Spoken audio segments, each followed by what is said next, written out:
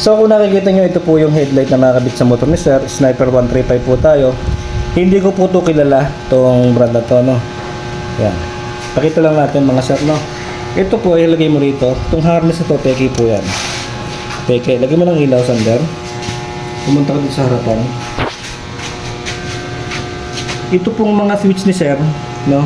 Hindi na may pakita yung nabahal ko ng tape eh. Peke po yan. Kaliwat ka. Dito na lang, Sander, sa kabila. Asan ba yun? Yung lumabas. Lagay mo na sa harapan. Hindi na nakakita eh.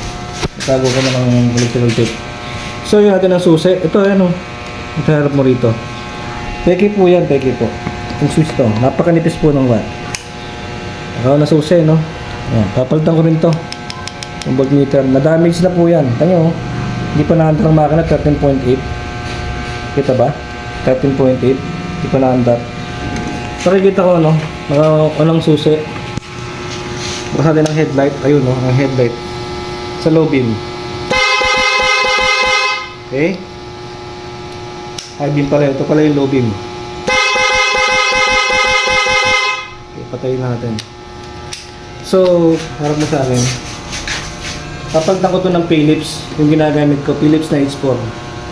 Tapos, ipakikita ko sa inyo ang resulta. No? Kung after kung palitan to ng Philips, kung kukurap ba o hindi. Sige. Okay na? O ito ha, mga boss.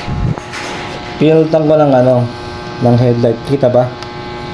Yan, Philips po yan. Philips po ang brand yan. Pinalitan ko ng headlight. Tetestingin ulit natin. Ano susi? Patayin mo natin ang headlight. O, baka sabihin kasi automatic po yung headlight. Yun, susi. Ha? Sa low beam. Tignan mo ang ilaw, Sander ha? Tignan mo. O. Sa high beam. Tignan mo, ilaw ha? Hindi ko murap mga boss, no? Pakita mo sa akin. Kung gusto nyong walang kurap, kailangan mga materyales na kinakabit nyo, mga ilaw, magandang klase.